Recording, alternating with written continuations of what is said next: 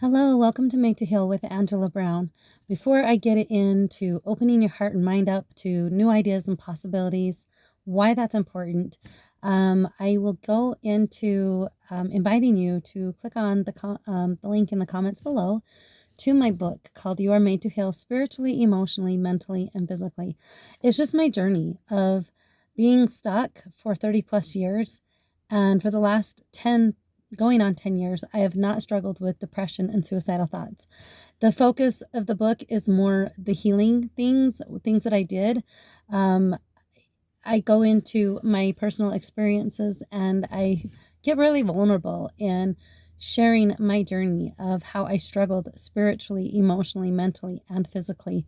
It's important that we are working on all of these levels in our lives to feel a balance, to feel this connection, not only with ourselves and God, but to those around us. It's so important that we are working on those areas. And I was just stuck in anger, a lot of childhood trauma, a lot of resentment, and I was the victim. I was the victim for the longest time, and I didn't realize that I had the power and I had the control within to change my life. And that it's because I allowed God and Christ to direct me. I have been a Christian my whole life, but I really didn't know how to utilize the tools. And number one, I didn't feel worthy enough to have that connection. So I was closing myself off from their direction. It was just the decisions and the choices I was making that was separating me from their help. And so I go into ways and out of the box ideas how to connect spiritually, emotionally, mentally, and physically to have that great connection with God and others outside yourself and with yourself. So check that link out in the comments below. Now, I wanted to read just this paragraph about opening our mind and heart to new possibilities and ideas, because you will be amazed at the self-growth that can take place. So many times we put a cap on things, or we put limitations on other people or things because we're just like, that's weird, that's out of our comfort zone, or we've never heard of that. And so we get to be so narrow-minded in our way of thinking. And so it's important to have an open mind. It's important to listen to other people and their ideas, whether they have the same belief system as you or not. It is so important to allow yourself to be open to new possibilities and ideas, because you will be amazed at what every human being on this planet can teach you. Everybody is here for a purpose and a mission, and everybody can teach somebody something. And sometimes it's such a negative example that somebody gives us, but they are teaching us how not to be, right? But there is goodness. I'm a person that I see the good in everyone, and there is goodness in everyone. We are all children of God. And so focusing on the good in others is going to help lift and raise not only your energy, but their energy. So seeing that possibility of the goodness coming out in others. And so it's important. Also, it's not a good thing to just get set in your ways, right? We get set in our ways, we get set in our belief patterns, we get set in, well, this is how it is. And it's very important to open the door to new ideas, open that possibility up, allowing others to teach you, allowing God to teach you and showing you, yeah, there's a better perspective, there's a better way of looking at this. And instead of just being prideful and not willing to look at that. So I was stuck in that place for a long time. So also, when we get to doing things, there's more than one way of doing things. I remember I was raised in a household where my mom was a perfectionist. I was raised to be a perfectionist, and I honestly think we are all perfectionists to an extent. There is something in our life that we want to have control over, and it has to look just right. It has to be just so, or we're not okay with it. And whatever that is in your life, maybe it's with sports, maybe it's with your job, maybe it's with how you parent, maybe it's with everything in your life so that you can feel like you have some control. I was there. I've learned how to let that perfectionism go in so many areas, and it's freeing. But yeah, it's just we get set in our ways. And so I was raised in, I was taught how to be a perfectionist. And so there was one way to load a dishwasher, there was one way to fold towels. And we had to do it my mom's way. We just, that was it. If you did it any other way, it was wrong. And it's important. So I had that mentality, right? I got married and had some kids, and even like when we were first newlyweds, my husband, I was like, he helped me fold some laundry because I asked for his help, and he was helping me, and I'm like, you're doing it all wrong. No, you got to do it this way. And it didn't take, I didn't really realize what I was doing until I had kids, right? Then I had kids, and my oldest was four, probably three, because she loved to help. So she was three, and I had another little guy underneath her, and then a newborn baby. But so since my 3-year-old wanted to help, the other one wanted to get in there too. And so I was doing laundry, and they were like, hey, Mom, we want to help you. And I'm like, okay, well, okay, let me show you how to do it. You fold it this way, and then you do it this. And then finally I just threw my hands up in the air going, this is insane. Like, why am I having them do it my way? My way is not the only way. And so I just told my kids, I said, you know what? There is more than one way to fold something. I want you to fold it how you think you should be fold. Now, I don't want it crumpled up and thrown in a pile in the drawer, but you fold it how you want it. And as long as it's folded in the drawer, I don't care.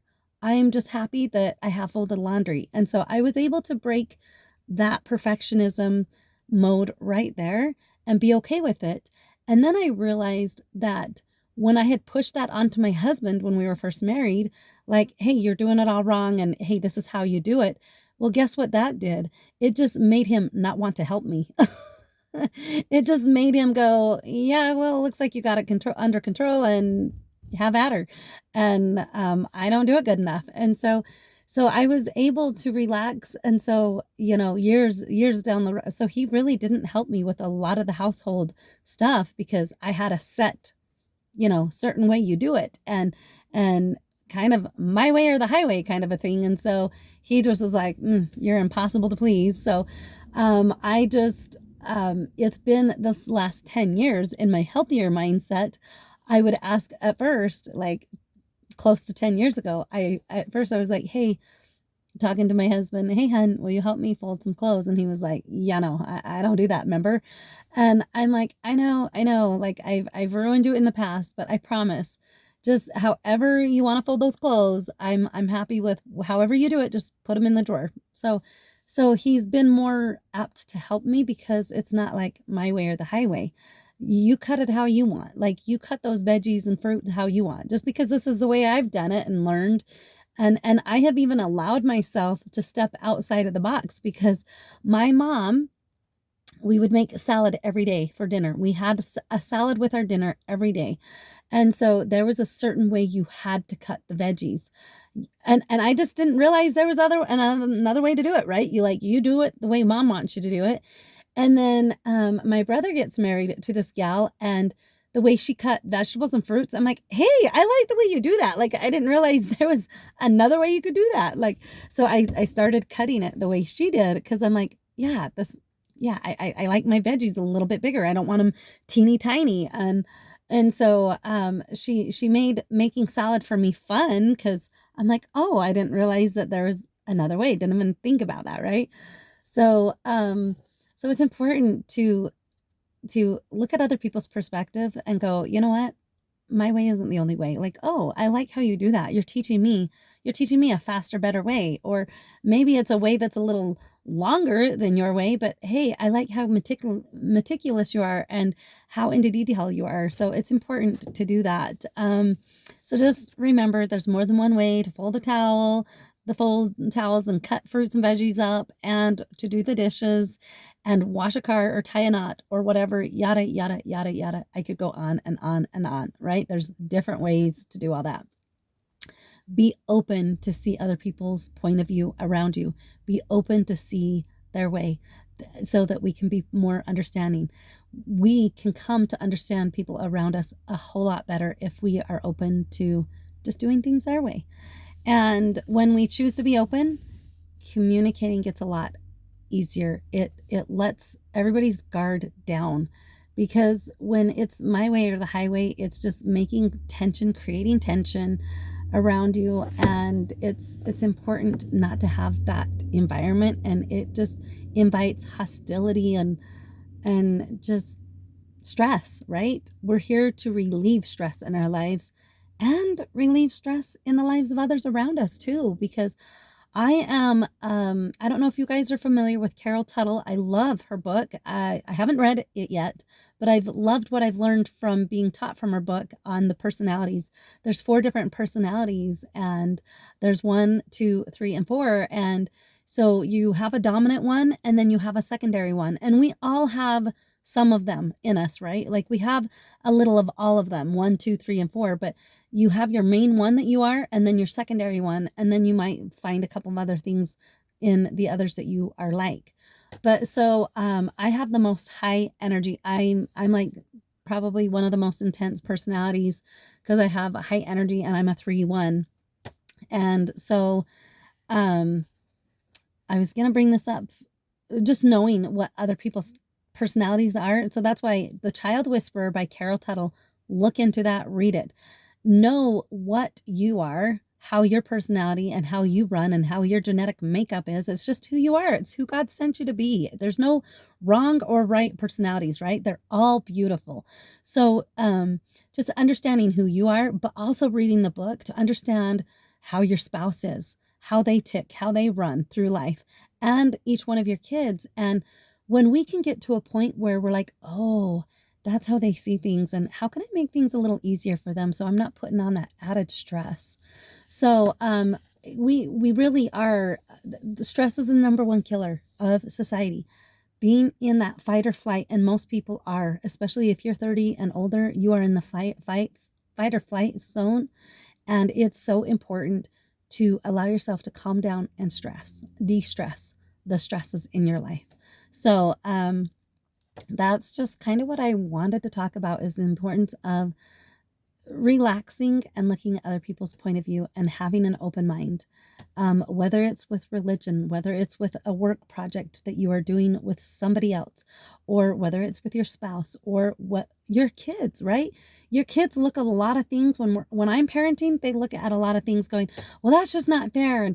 And there's times where I'm like, nope, this is my final say. Like, no more talk about it. No more. This is it. And sometimes we as parents have to do it, but it's important to listen to their side. Like, okay, why is it you feel the way you feel? What is it that I can see the way you're thinking on things? And that's something that I still have to work on all the time, to have better communication with my family members. So just be more open. Be open to the possibilities of new ideas and new ways of doing things. So God bless. Please like and subscribe to this channel. Share it with others. It is my mission and purpose to help others on their healing journey, spiritually, emotionally, mentally, and physically. And until next time, we'll be talking to you later. Bye.